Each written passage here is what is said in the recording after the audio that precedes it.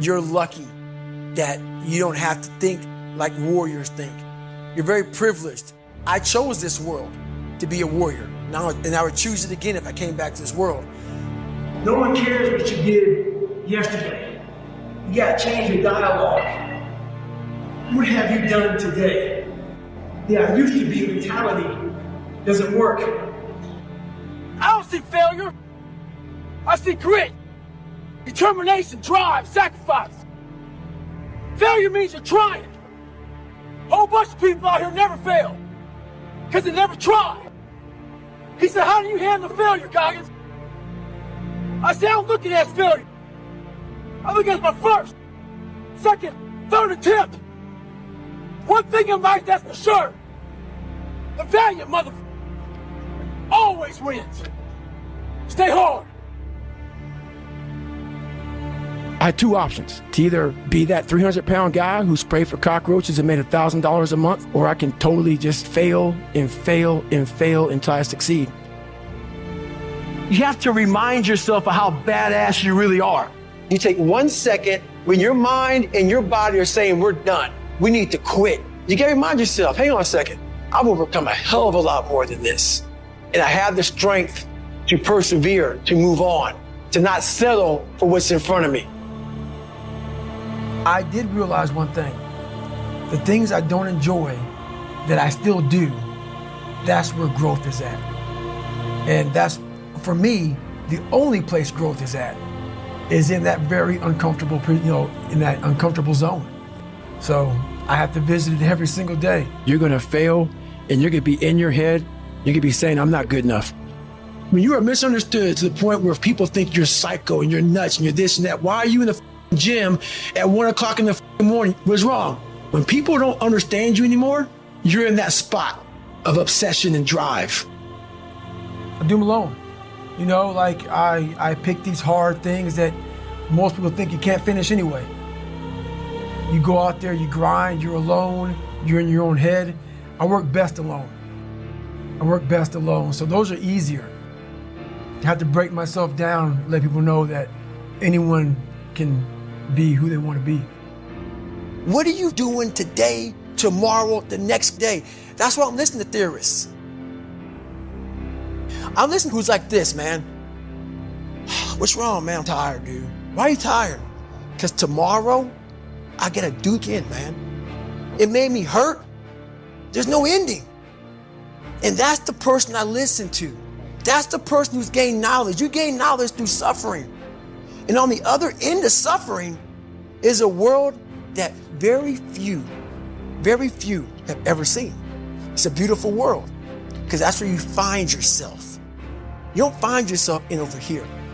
You find yourself on the other end. Like the 100-mile race I was on, I ran it for 24 hours. I found myself on the other end. For me, my routine is every night I stretch out. And I stretch out for 2 or 3 hours every single night without fail. And while I'm stretching out, I'm thinking about my plan for the next day. And I'm thinking about all these different obstacles that may come up. So basically, a lot of us aren't prepared for life. We get up willy-nilly and just hope life is gonna happen. It is gonna happen, but it's gonna happen with a prepared mind or an unprepared mind. Most people attack life with an unprepared mind. What I do is I try to account for all things that could happen, might happen, probably will happen, and then the unknowns. So basically, I can't account for everything, but I do know there could be some things that come up in life that you need to be ready for. I know for a fact I'm not gonna wanna work out tomorrow. Therefore, I'm preparing my mind for that. I don't wanna do that. I know tomorrow will come with some difficult decisions to make. It may come with getting a phone call saying someone died, this happened, that happened. I'm always preparing myself, not in a morbid way, but just like, look, man, be ready for life. Don't let life just start attacking you left and right. Make sure that you start to build a mental armor so then you're ready for life. And that comes with a very physical way, and the physical helps out the mental. Before my heart surgery, my second heart surgery, I went on a 10-mile ruck run. Before my second heart surgery, the day of it, I went on a 10-mile ruck run, 50 pounds. I saw that guy. He's like, what the f*** you doing out here? We got heart surgery. Roger that, brother. I'm getting in before I'm be out for about 6 months after the heart surgery. That was my mentality. Because I started realizing at a young age what I was leaving on the table. And once I found out what a human being's capable of, I didn't know how to control that. A lot of times in life it's quiet. And those are the times when you want to run and hide. You gotta be able to find energy. You gotta make up games, make up tricks, make up whatever you can to get to the next evolution of life. So taking souls is just another way. It's not about hurting the person you're against. It's about finding a tactical advantage in every situation you physically can. You have to live in your own world. You cannot judge yourself. That's why social media and all these things are horrible. You can't judge yourself off of the so-called competition that we have made up in our mind. The things that, how people look, how people act, how smart someone is. This is a race that you run completely alone. And you're all by yourself. I had tons of sticky notes all over my mirror. It wasn't like be better than John or be as fast as whoever. Okay, David, yesterday you did this. Today, our next goal for the week is this. So I had a year goal, weekly goals, daily goals, hourly goals. And the big goal was I lied a lot growing up. I wanted to be accepted. One goal was, let's go one day without lying.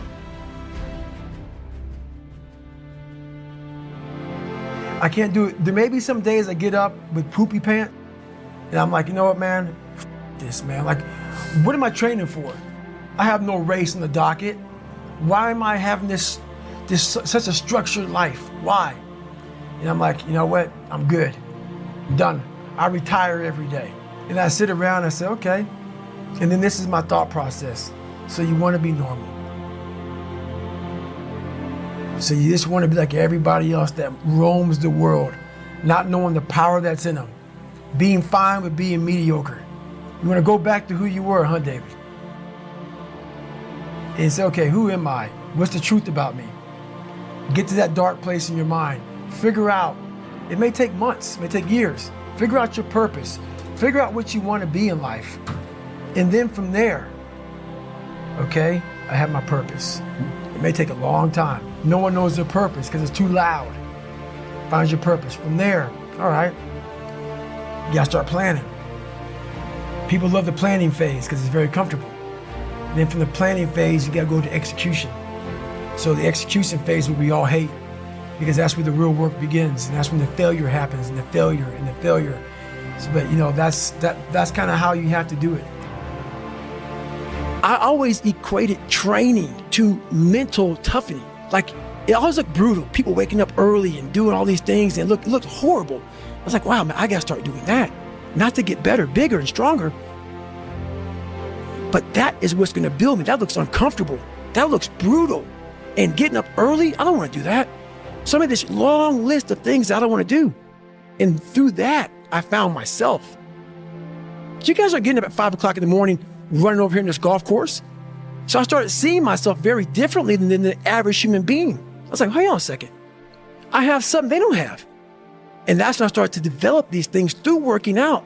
It was this great, never-ending work ethic. And I started working out like somebody, I became the most obsessed person on the planet Earth. I had to invent a guy that can take any pain, any suffering, any kind of judgment, and I built it through suffering. And I started realizing through this process, mind is what you created. And I started opening different doors. And the more doors I opened up, the more I started realizing that my potential is damn near endless. It changed my whole mindset. I'm not gonna be okay. I had to realize I had to take a stand. I had to make a real stand. And it was painful to look at who I was, what the world and myself created. It created a very lonely, depressed, insecure man that would do anything just to have a friend. And I saw that as very pathetic. Let's say there's 10 people in this room and we're all mediocre, but I'm the best of the mediocre people. I now think I'm great. I'm great. We surround ourselves around people that make us feel great. They tell us what we want to hear. The second we put ourselves amongst the uncommon people, we don't like that feeling. That challenge and feel of that person waking up at 3:30 in the morning and say, hey, push it on, we're going for a run. We don't like that challenge. We like that person who says, hey, you know what, man, I don't feel good today, man. And they say, oh, it's okay, brother. Take a day off, man, we'll get a pizza and watch the game. We like that. We don't want that this, hey man, no, bro. Get your on, man. Stop being a punk. We don't want that in our lives. We don't want that person who's constantly challenging our weaknesses. We want that person who's constantly, making us feel nice and good and secure in ours. That's the mediocrity of life. Motivation is crap. It comes and goes as how you feel. No one's gonna come back to save me. No one's gonna come back on this couch and say, hey, it's okay. You're gonna be okay. No, I'm not. If you can't control your own brain and your brain controls you, you gotta tell your brain where you wanna go and how you wanna go and how you wanna get there. You gotta control it. If not, it's over.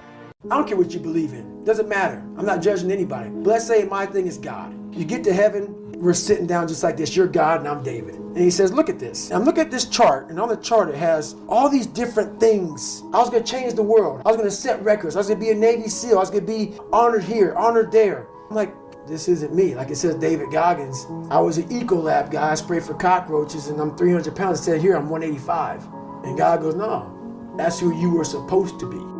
My biggest fear in life is if there is a final resting place in this world and there's a final judgment, and you talk to something much bigger than you. I don't want to sit down and have a conversation with someone that says, you're in heaven, this is what you should have been on earth. I want God to be up there right now as we're speaking, writing stuff down, saying, my God, he exceeded even my expectations. Wow. That's how I live my life. I now know that there is no cap on the human mind. There's no cap.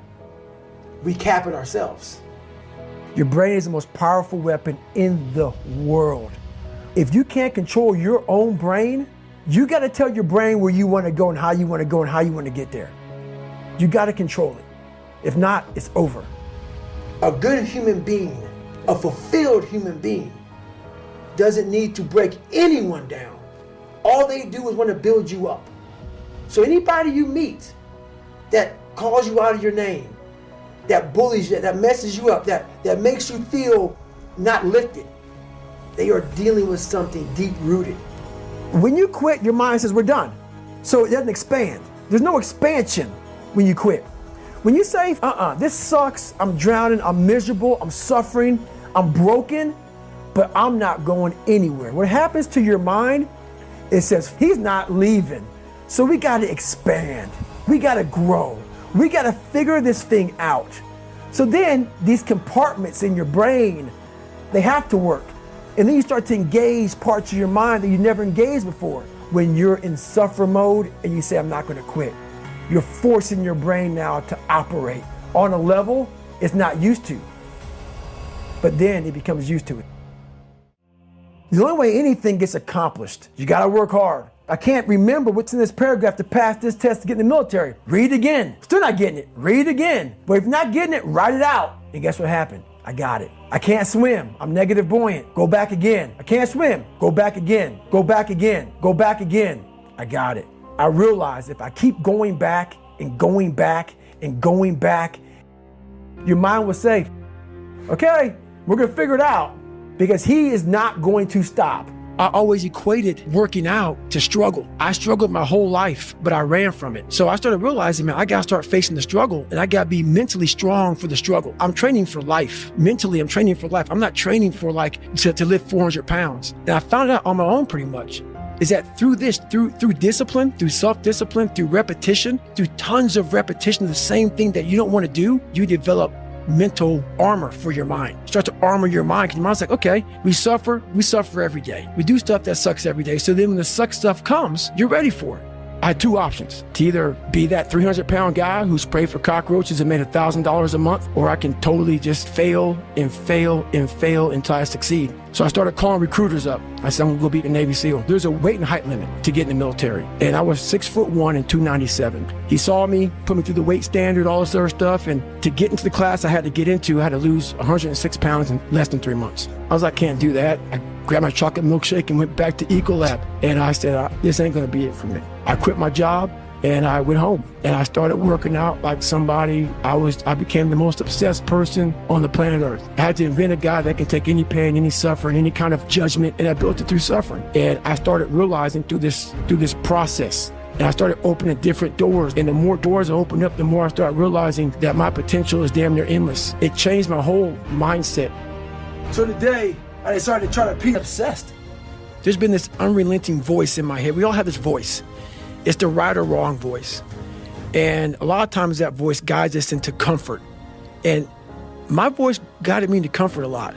But I have this other voice I heard my whole life saying, hey, what are you doing? Nah, man, we gotta go over here.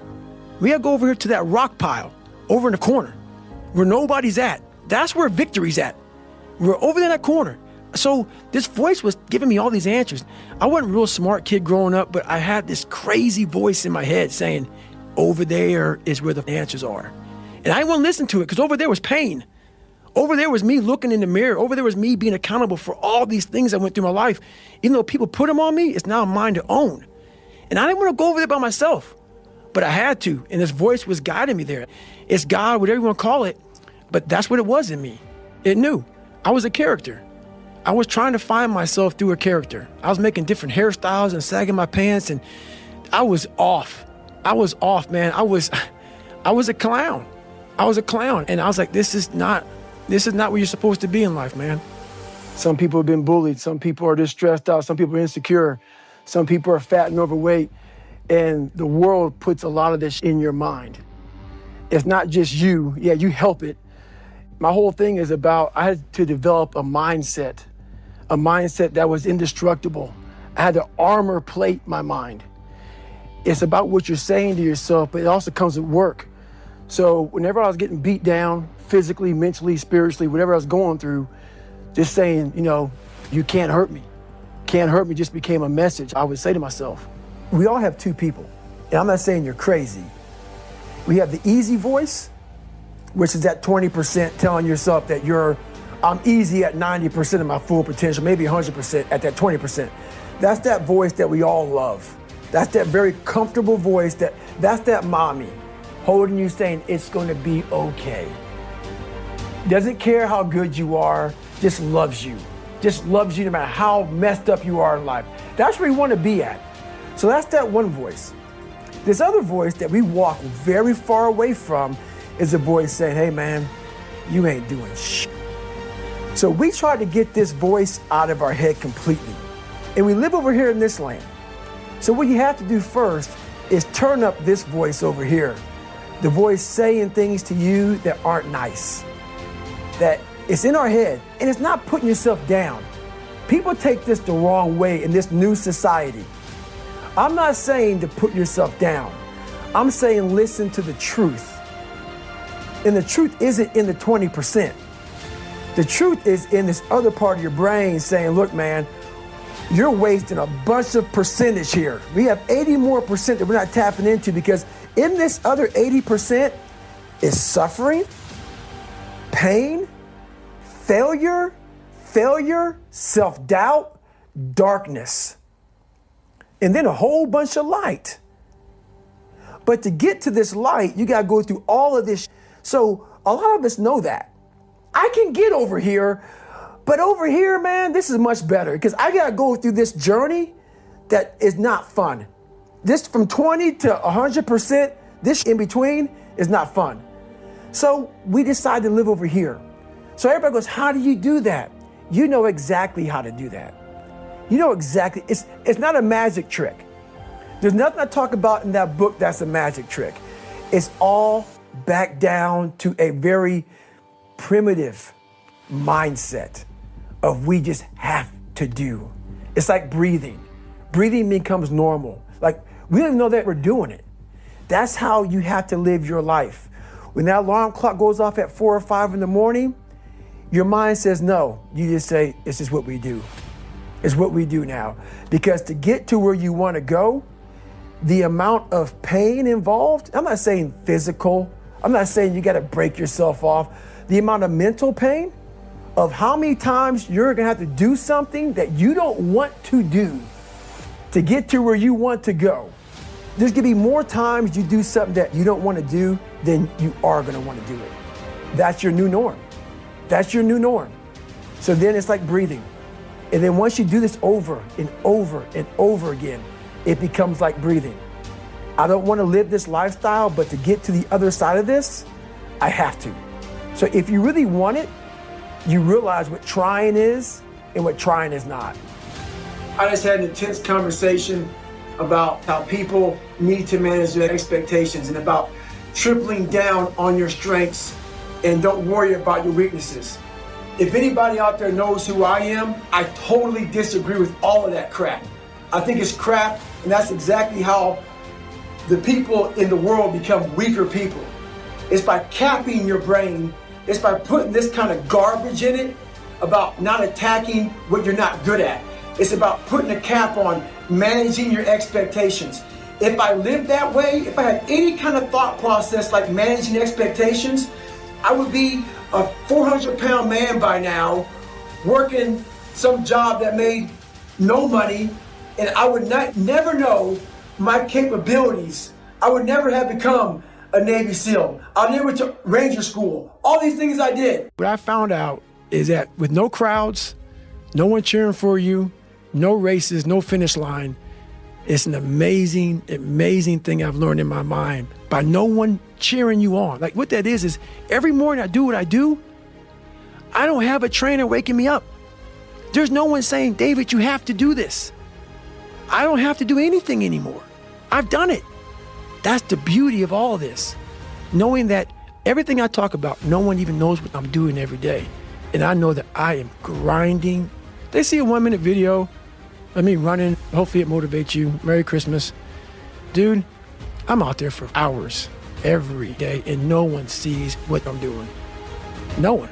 It's a great, beautiful thing, man. And that's the one thing that kept me going and saying, okay, let's stretch out. Let's stretch out. Let's stretch out. We're gonna win Badwater one day. One day, the race that ended you, you could go back and win them. So that's the mentality. From the sewer mentalities you have to have, man. Like when you're knocked down, whoever knocks you down, they gotta be afraid they knocked you down. They'd be like, oh man, he's gonna come back. That has to be the way you look at life. It's that mentality. It's that mentality of if you knock me down, you're gonna say to yourself, I shouldn't have done that. That's the mentality that keeps you in the fight. Another thing about me too, man, is I don't go out. I don't party. I don't hang out with the guys. I don't, so I was always forming this kind of separation. I'm a big time introvert. I do my job and I don't want to see your ass again. I'm gonna go home, refreshed, and we'll see you again. I'm a different cat, man. Like I think differently, I believe differently, and I believe strongly in what I believe in. Trying to find your best self, you become unbalanced. And people always talk about this mythical creature called the balance. You want to be balanced. I think balance is a bunch of bullshit. If you want to be great at anything, the Michael Jordans, the Tiger Woods, the greatest people of all times, the Kazmaiers, all these guys, you talk to these guys, you talk to Roger Federer, they, on the surface, they have a life. But I guarantee you drill down deep, man, they are so off balance. You get them on a teeter-totter, you're not gonna come down. It's just not balanced, and that's how you become great. And that's just my mindset. So you lose a lot of your life, but I made a choice. It is a choice to become unbalanced. And the people in my life realize that. And the people that love me realize, you know what? This is who I'm with. This is who he is. This is who he wants to be. So yeah, you do lose a lot, but you gain a lot also. So it's what you want. Poopy pants mentality. I want to sit back and let the world take care of me now. That's what I'm talking about. Don't play sick too long. While my childhood was so messed up, I played sick way too long, and I almost lost tons of opportunities by playing sick. Because it feels good to play sick. I couldn't read. I can't read. When I was a junior in high school, I couldn't read. If you live that life, it feels good for people to, oh man, that's just David, man. He's just not real smart, and he had a bad life, and you get a get out of jail free card. That's nice. It sucks doing what I had to do to get here today. That was not fun. There's nothing that dark to drive me to the places I had to go to become successful. On the flip side of that, if you come from a silver spoon family, you have to realize that. You have to realize there's people out there like David Goggins who had nothing. And I've had all this opportunity in front of me, and I'm a loser. So what does that say about me? The conversations are very similar. You have all this opportunity, and you've gone nowhere with it.